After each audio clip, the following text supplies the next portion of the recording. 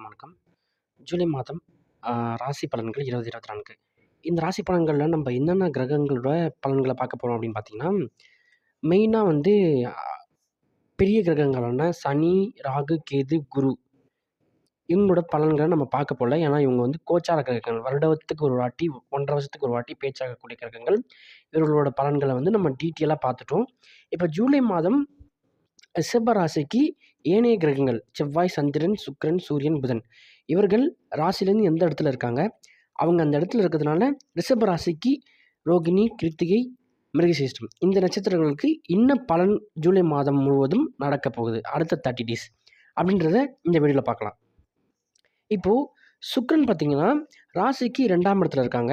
இதனால் வந்து சுக்லபட்சம் பணவரவு அதிகமாக இருக்கும், இணைத்த காரியம் நடக்கும், சுபமான பலன்களை சுக்கிர பகவான் இந்த மாதம் 9ஆம் தேதி வரைக்கும் தர இருக்கிறார்.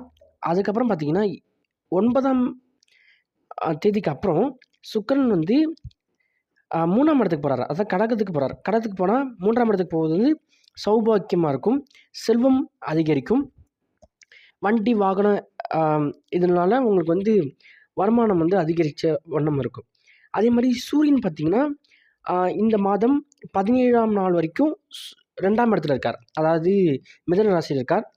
அங்கே இருக்கிறதுனால சூரியனால் ரிஷபராசிக்கு என்ன பலன் பார்த்தீங்கன்னா, ஒரு நல்ல பலன்கள் இல்லை. மனக்கவலை அதிகரிக்கும், டென்ஷன் அதிகமாக இருக்கும், வேலையில் கொஞ்சம் ப்ரெஷராக இருக்கும், நிறையா டாஸ்க் வந்து இன்கம்ப்ளீட்டாக இருக்கும்.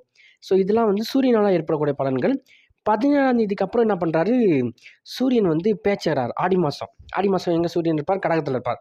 கடகத்தில் யார் கூட இருக்கார்? புதன், சுக்கிரன், சூரியன் 3 பேரும் காம்பினேஷனை போட்டு கடகத்தில் 3ஆம் இடத்துல இருக்காங்க.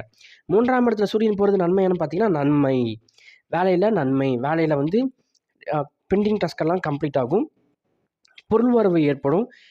ரொம்ப நாளாக பெண்டிங்கில் இருந்த செக்கு, ஆஃபீஸில் இருந்த அமௌண்ட்டு எல்லாமே வந்து உங்களுக்கு கிளியர் பண்ணி இந்த மாதம் கொடுத்துருவாங்க. ஸோ புதன் வந்து கடகத்துலேயும் இந்த மாதம் முழுவதும் ட்ராவல் பண்ணுறார். அது ரிஷப ராசிக்கு 3ஆம் இடம்.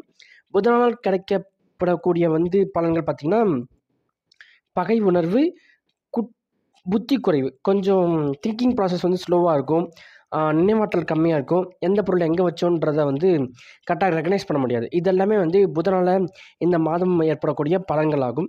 அப்புறம் பார்த்திங்கன்னா செவ்வாய், சந்திரன் இவங்க 2 பேருமே வந்து 12ஆம் இடத்துல இருக்காங்க. செவ்வாய்னாலேயும் சுப பலன்கள் இல்லை, வியாதி செலவுகள் ஏற்படும்.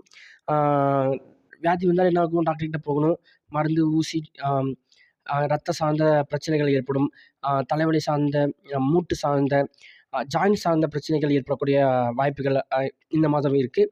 அதே மாதிரி சந்திரன் வந்து தன விரயம், புதிய விஷயத்தில் வந்து விரயம் பண்ணுறது, ஒரு விஷயத்தை நினைப்போம், அந்த விஷயத்துக்கு பண்ணுவோமா அப்படின்னு யோசிச்சுட்டு அதில் வந்து செலவு பண்ணுவோம். அதனால் துன்பம் ஏற்படும், ட்ராவல்னால துன்பம், சில பயணங்கள் ஏற்படும், அதனால் செலவுகள் ஏற்படும். இதெல்லாம் வந்து ரிஷபராசிக்கு செவ்வாய், சந்திரன், சுக்கிரன், சூரியன், புதன் இந்த 5 கிரகங்கள் கொடுக்கக்கூடிய ஜூலை மாத பலன்கள் ஆகும். மேலும் ஜாதக ரீதியான தகவலுக்கு கமெண்ட் பண்ணுங்கள். இந்த வீடியோ பிடிச்சிருந்தால் உங்கள் கருத்துக்களை வந்து கமெண்ட் பண்ணுங்கள். மேலும் இது மாதிரி வீடியோ போடலாம், பலன்களுக்கு ரிலேட்டடாக வீடியோ ஏதாவது, உங்கள் ஜாதகத்துக்கு ரீதியான ஏதாவது சந்தேகங்களுக்கு கமெண்ட் பண்ணுங்கள். நேரடியாக தொடர்பு கொள்ளுங்க, நாங்கள் கன்சல்டேஷன் பண்ணுறோம். தேங்க்யூ ஸோ மச் ஃபார் வாட்சிங். நன்றி, வணக்கம். தேங்க்யூ.